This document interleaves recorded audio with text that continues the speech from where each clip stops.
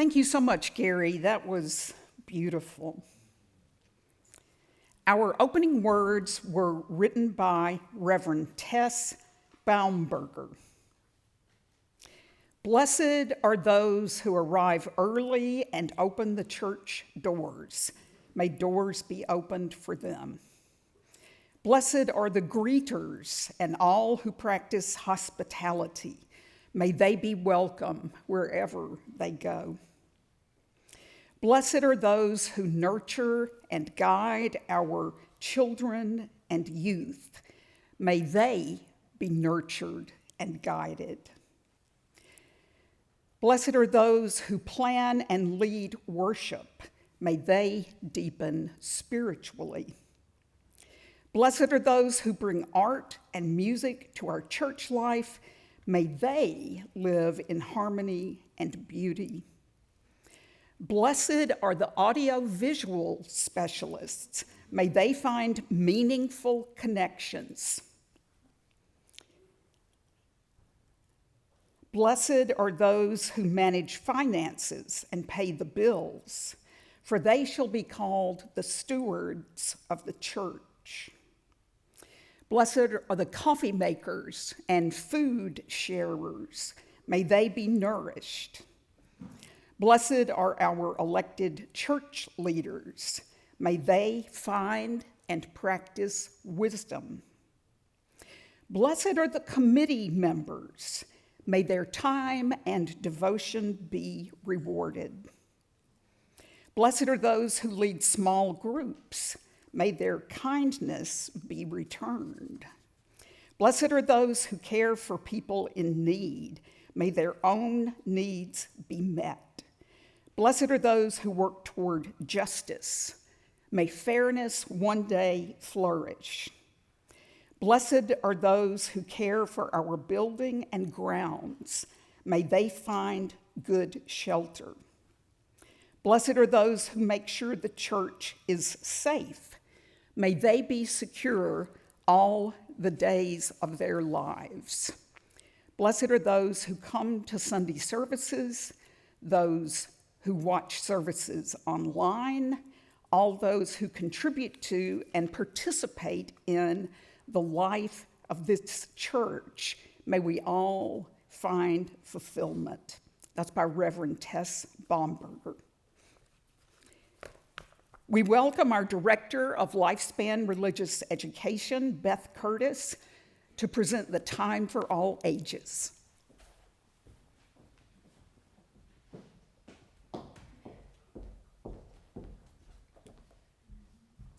Good morning.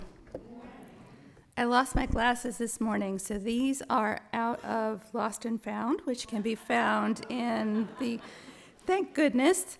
And actually, I'm trying a new prescription, so here. We'll see how it works, and if they look familiar, I promise I'll put them back. This morning, I'm going to read a poem, so let's listen carefully, because I'm going to talk about it later. And the poem is called The Word, and it's written by Tony Hoagland. Down near the bottom of crossed out list of things to, I'm going to start over. Down near the bottom of the crossed out list of things you have to do, between green thread and broccoli, you find that you have penciled sunlight. Resting on the page, the word is beautiful. It touches you as if you had a friend and sunlight were a present he had sent you from some distant place, such as this morning, to cheer you up and to remind you that among your duties, pleasure is a thing that also needs accomplishing. Do you remember that time and light and are kinds of love? And love is no less practical than a coffee grinder or a safe spare tire.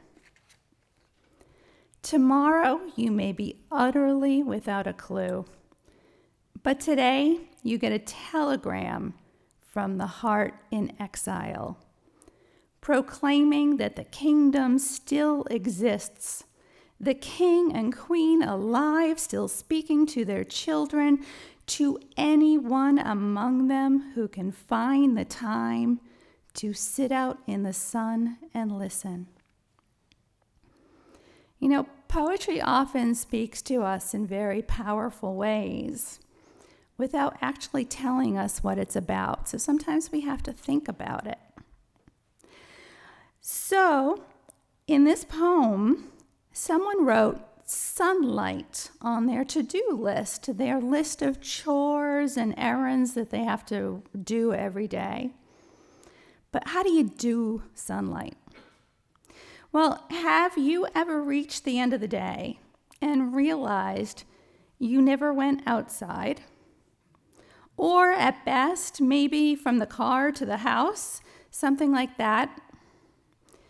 Maybe you are busy with homework, work, or chores. That happens a lot, especially to grown-ups. So doing sunlight could mean going outside and getting fresh air. But that's just a part of it. In this poem, it isn't only about sunlight. It's reminding us that along with all the things we have to do, we also need to make time for the things that make us happy, like playing, laughing, singing, or just taking a deep breath. Those things aren't extras. They are as important as eating good food or getting enough sleep. Excuse me. And I believe These things are not digital. It's time away from a screen as well, because that's really when our brains can relax into happiness on their own terms. In Unitarian Universalism, we talk a lot about being kind, how to treat other people. We talk about the platinum rule. Treat others as they want to be treated. But here's a question. How do you want to be treated? How do you take care of yourself? I'd like you all to close your eyes if you'd like, and think about a time that you were really, really happy. Were you outside? Were you in someone's house? Were you with someone you love? Was there music? What did it smell like?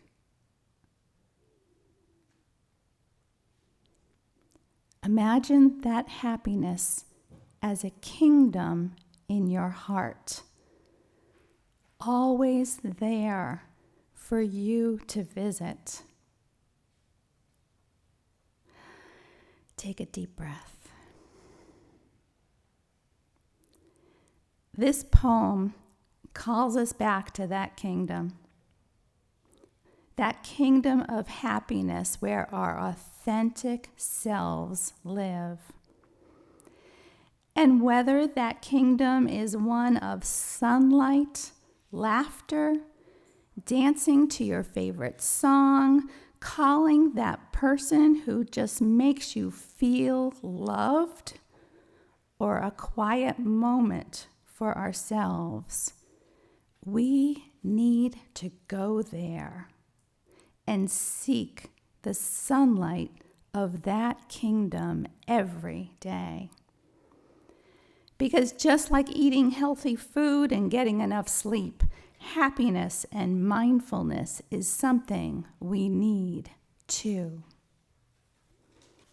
I invite you to rise in body or spirit and join in singing our opening hymn, number 34, Though I May Speak with Bravest Fire. We'll sing all 3 verses. Thanks, song leaders.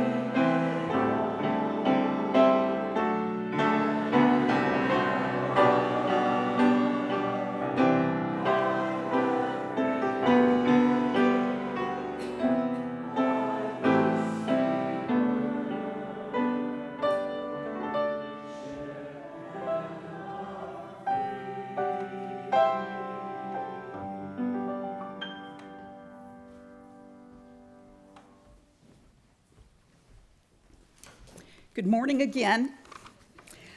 My name is Elizabeth DeCoux, and it's my privilege to serve as your worship leader today. Whoever you are, whatever path brought you to our door, we're so glad you're here.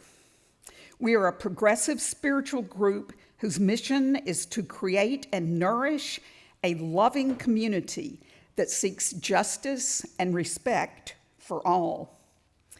I especially want to welcome any first-time or returning visitors. If you are a visitor, I hope you will stop by the welcome table back by the entrance so we can share some information with you and get to know you better. If you have questions, ask just about anyone. We'll be glad to answer, or if we don't know the answer, we'll put you in touch with someone who does. I invite everyone to join us in the back of the sanctuary after the service for coffee, refreshments, and fellowship. At this time, I'll invite you to please turn off or silence your phone to help create an atmosphere more conducive to worship. You will find that as Unitarian Universalists, we invite you to know us not by our creeds, but by our deeds. That's because we have no shared mandatory creed in this church. What holds us together is covenant. So I invite everyone to join in speaking our congregational covenant. The words are in the order of service. I invite you to join me in saying them. We covenant to engage one another with honesty, kindness, and respect, to value diversity, seek understanding of our differences, and practice gracious accountability with care, love, and empathy. We make these promises to those who are here and those yet to come, so that we may be a safe, welcoming, and beloved community of acceptance, learning, and transformation. The flaming chalice is a symbol of our Unitarian Universalist faith. I invite Chris Kynes to come forward and light our chalice. As she does so, please hear these words of Reverend Scott Taylor. We light this chalice in the name of love, the love of family that brings us into being, allows us to bloom, and then sends us on our way with courage, knowing we can return no matter what. The love of partnered hearts that teach us to trust and help us to know that who we are does not end at the barrier of our own skin. The love of friends who help us feel seen and sing our song back to us when we cannot hear it with our ears alone. The love of community that bathes us in belonging and calls us to see the needs of others as our own. And the greatest love, the love that will not let us go. Even in our fear, even in our failure, even when we are lonely or lost, love invites us home. If we listen, love invites us home right now. Thank you, Chris. Please rise in body or spirit to join in the singing of our call to worship. The words are printed in your order of service.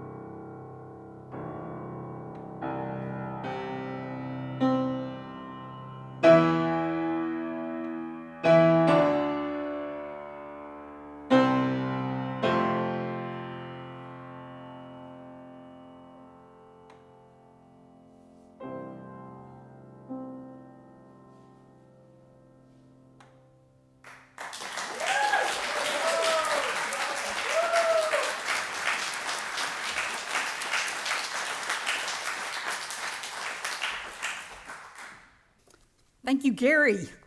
That was fabulous. Unitarian Universalists. Unitarian Universalists have chosen 6 spiritual values to embody our faith, with love at the center of the 6. You'll find them in the order of service. One of those spiritual values is generosity. The generosity of our members and friends empowers the mission and work of this church, as well as the beauty and function of our building and grounds. We have modern methods of giving, which you'll find on the website and in the order of service, but we also engage in the time-honored practice of passing the plate. Whatever your choices about giving, we invite you to participate in this ritual by taking the plate when it comes to you and passing it to your neighbor. Our offertory ushers, Jessica Selby and Chuck Smithers, will please come forward this morning. When they have finished passing the plate, I'll invite you to rise in body or spirit and join in hymn number 123, Spirit of Life.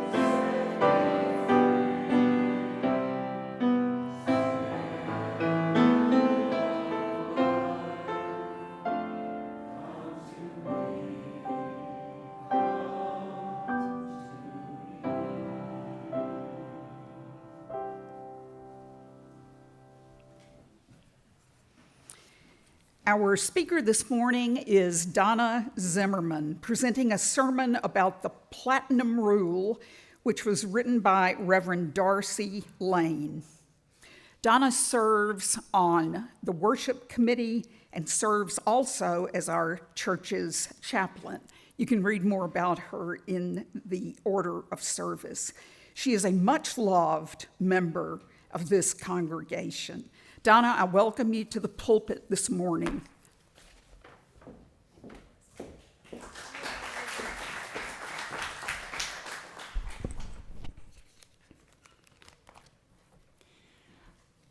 For those of you that may be new to this church, you might not be aware that we are a lay-led congregation. We depend on very few staff people, as you saw earlier, and the congregation to make us the church community that we are. But don't for a minute think because we're lay-led that means we're less than or second best or anything. We have, as you have heard, top-notch music. We have a crackerjack team of worship leaders that put together this worship service, and we have the access to Unitarian Universalist ministers who provide us with sermons that express our spirituality and our UU faith. This month, our spiritual theme is the practice of inclusion, and I hope you'll see how this sermon resonates with that.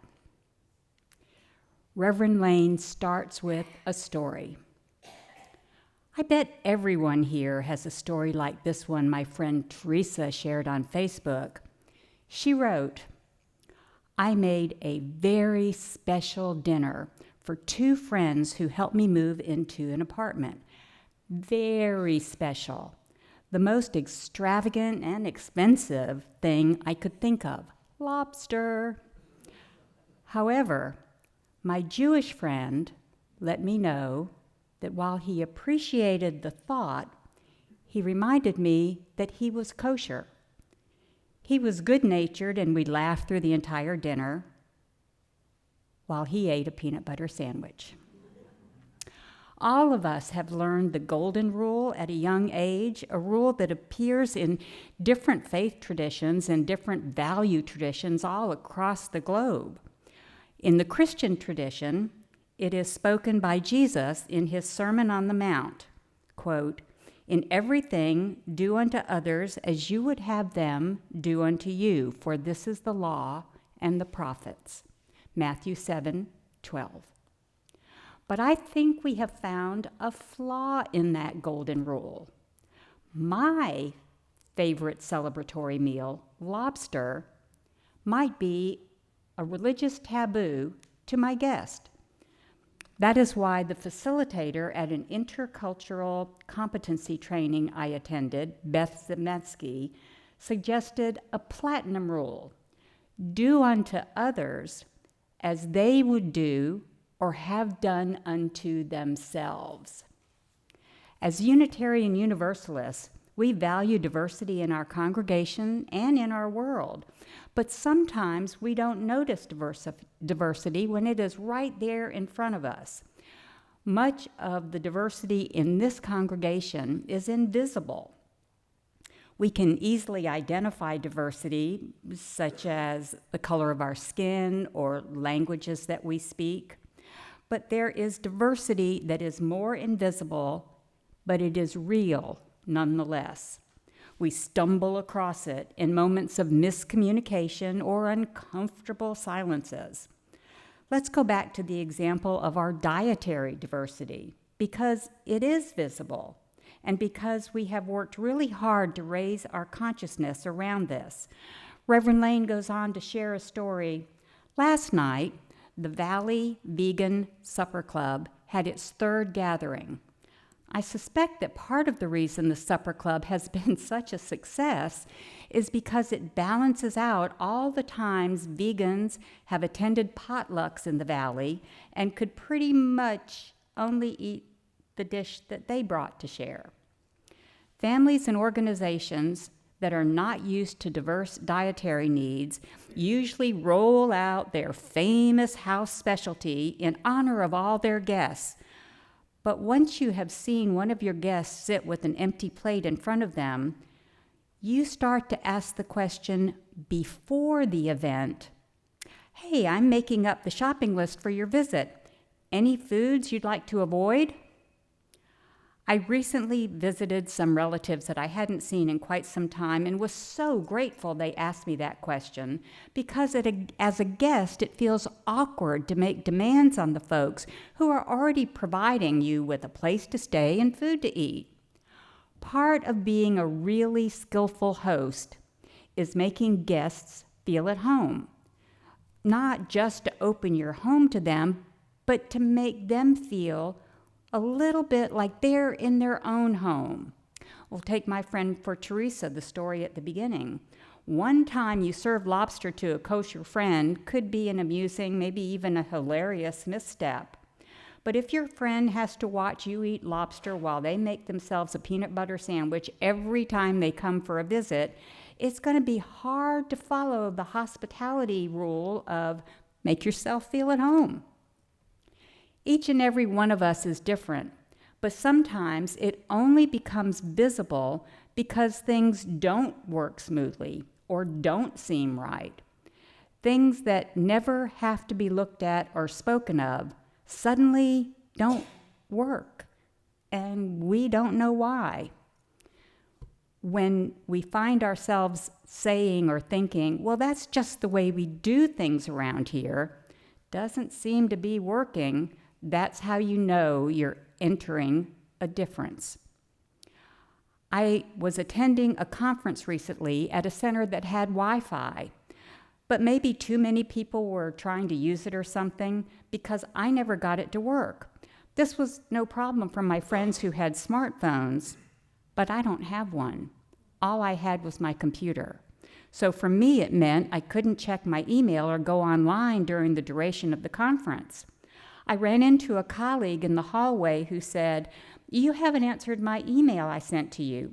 Can you read it and get back to me by the end of the day?" I stared blankly at her and finally sputtered, I don't have access to email here. I think you're just going to have to ask me the question in person." My colleague assumed we all had access to the same technology, and we did, until her attempt to communicate with me failed, and we had to figure it out. Technology is an easily visible example of how differences sometimes keep us apart. You can't open the minutes from the meeting because you don't have the right software. Someone else can't participate in the webinar because that website won't open on their computer. Another tries to attend the Skype meeting, but it crashes their computer, and they spend the whole meeting just trying to get their computer to function again. Sometimes you power through it and make it work, or find some kind of a workaround. But sometimes navigating these differences is hard enough that you say, "Oh, the heck with it," and just don't participate. Here at our church, we try to be intentional in dealing with our very real technology diversity. It's something we put a lot of care into. We will print out and stick our newsletter in the U.S. mail to members who are not online and can't come to church. We learn how to use Skype for people who couldn't make it to meetings in person, or have a conference call line for those who can't use Skype. Whereas the golden rule perhaps invites us to say, I love having a paperless office and taking care of the environment, so I'm going to make sure that everyone gets a digital copy of the minutes before the meeting. The platinum rule invites us to ask, can everyone open this document? Does anyone need me to print out a hard copy? My colleagues have asked me, how can you minister without a smartphone? Without being able to answer email everywhere you go? Well, maybe that's the reason why I don't have a smartphone. But I never feel like I let you down by not having a smartphone, because our community understands technological diversity and makes accommodations for it. So there are two reasons for us to think beyond the golden rule to a platinum rule. The first is practical. Folks might not be able to participate in our community if it's not accessible to them. The other is more emotional. My dear friend said her mother-in-law never quite got it that she was a vegetarian. She would make the whole traditional Thanksgiving dinner and figured Brussels sprouts and mashed potatoes were plenty of food for her vegetarian daughter-in-law. Year after year, this continued, and it really started to hurt their relationship.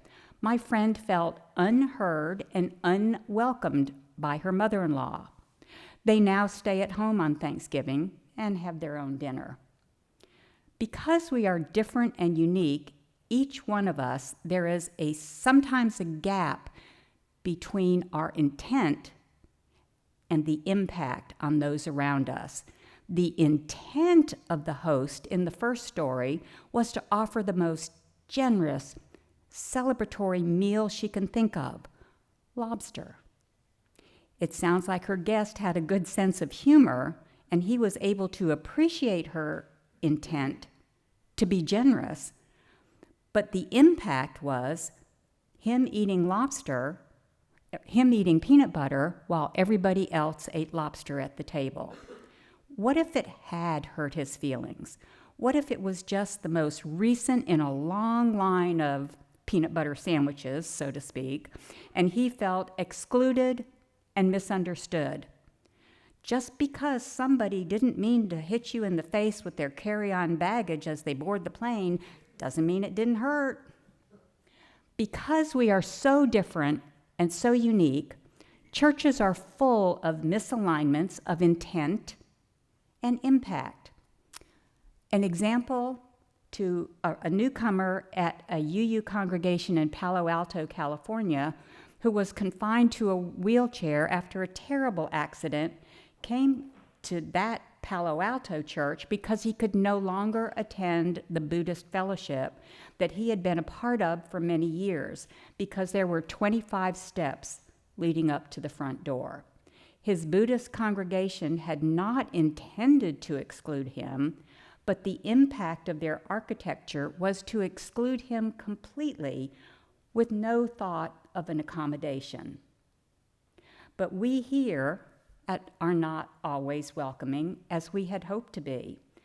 As the Second Iraq War was threatening to begin, my congregation was very active in the peace movement, expressing our collective desire to avert another war.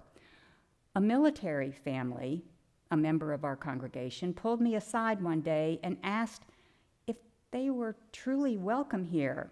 Some of our anti-war rhetoric made them feel like Unitarian Universalists didn't care about our servicemen and women.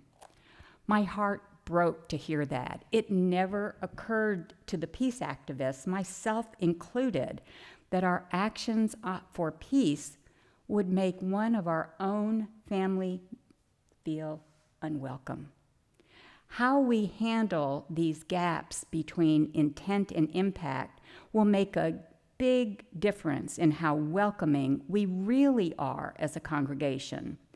The tools for handling these gaps are the same whether we think it won't really matter to put just a little bit of flour in the dinner we made for our gluten-intolerant friend, or use the wrong pronoun for a transgender member, or made one of a million other faux pas that have the unintended impact of making people feel unwelcome. Comedian Hari Kondabolu told this story at one of his shows. I was at a party last week, and this guy came up to me and struck up a conversation. He was like, "Hey man, where are you from?" So I told him, "Queens, New York." No, I mean, where are you really from? Which, for those of you who don't know, that's code for, no, I mean, I can see you're not white, so where did you really come from? End quote.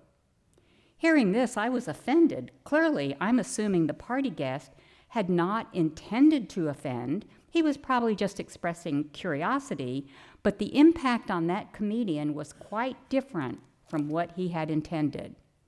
So what do you do when you realize you just asked a stupid question? Or when you realize your guest is kosher and you had served him lobster? First, you state your intention.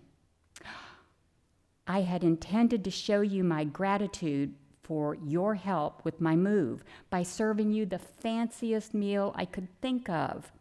Second, try to slow down your knee-jerk response. It would be easy to think to yourself, oh my gosh, I tried to do a really nice thing. He didn't really have any right to be upset. But if you can silence that impulse for a moment, then you can give them a chance to share the impact on them. I asked some of my vegan friends to tell me about their dinner guest challenges. Most of them replied with a shrug of the shoulders and said some variation on a theme of, hey, I'm used to it. The important thing is to spend time with friends, right? But we also have to be ready when a vegan at a conference says, there are no alternative protein sources at this retreat center, and I'm literally starting to have trouble functioning. Now, here's the tricky part. Our friend may reply with more anger here than the situation alone deserves. Let's take your transgender neighbor, whom you called by his former name, out of habit, just this one time. If he responds with anger, remember, the anger comes from not just this moment, but from every other person who calls him by the wrong name or uses the wrong pronouns, refuses to see him as he really is. Our mistake may have been relatively small, but it touched a deep nerve where he has a wellspring of hurt. What a gift you could give to just listen. Probably the first time somebody asked the comedian friend, Hari, where he was really from, it wasn't a big deal. But if it happens again and again and again, compounded with all the other cultural obstacles people of color face in this country, it touches a very sore and tender place. While our friends are sharing the impact, we are listening empathetically, trying to understand what they feel, rather than arguing or explaining or excusing ourselves. Then both parties can share information and be open to new information. If you can stay in this conversation and really listen, the next time your friend comes to dinner, you will understand a little better what truly makes him feel at home. Maybe he has some favorite recipes that he shares with you that will soon become your favorites too. This is the most profound gift and the most profound challenge of truly being welcoming. If, when we encounter difference, we stick it through the embarrassing fails, through the emotions and the tough conversations. If we do that, it will change us. We will grow not only in our hospitality, but in our deeper and wider understanding of this world we share. This congregation is more diverse than we might guess at first glance. Economically, politically, we are different ages, different sexual orientations. It is especially impressive how diverse we are theologically, considering we are all one faith community. We are theists and atheists. We are Jewish and Christian and pagan. Some of us grew up in a faith community, and for some of us, this is our very first faith community. As Universalists, we like to focus on what we have in common in our inherent worth and dignity, our humanity. But as part of a free and responsible search for truth and meaning, we will encounter our differences too. Be proud that not everyone in this congregation votes the same in elections. Be proud that last year, a Second Amendment rights activist and a diehard pacifist both spoke about gun violence from this same pulpit. I know that this is hard to say something when you think it is not the majority opinion of the community. But in a world where your search engine gives you information it thinks you want to hear, where even the news channels are partisan, coming to a church where you might hear something you don't believe is important for healing this world. I encourage each of you to be brave and say the true thing that is in your heart. And just as important, if you hear someone say something that is the absolute opposite of what you believe, think of saying, I never thought about things that way. Help me understand. When we declare that every person is inherently worthy and has the right to flourish with dignity, love, and compassion, it encompasses not only the common ground among us, but our differences too. In the words of Rebecca Parker, love seeks to know the other as others and to preserve and protect that otherness.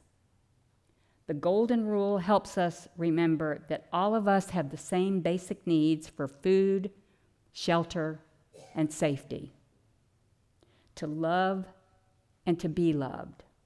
But in this world of tremendous diversity, and among the diversity of this beloved community, let's also remember the Platinum Rule. Do unto others as they would do unto themselves. May it be so.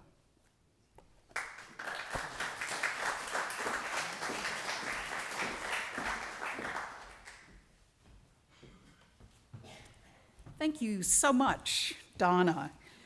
As the song leaders come up, please rise in body or spirit and join in singing our closing hymn, number 318, We Would Be One. Please remain standing afterward for the benediction.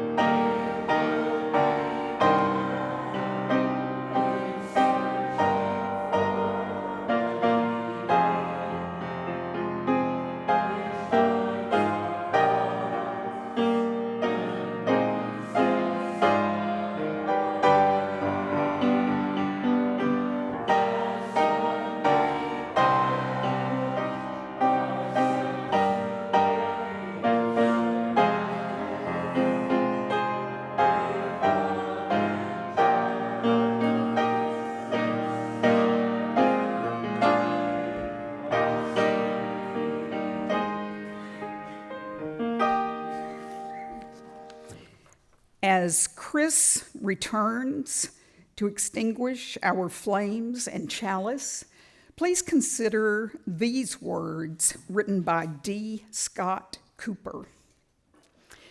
The world aches for us to join together and bring about healing, work for justice, and to generate ever-increasing love. This is our calling. May we go forth to answer it. Amen, and blessed be.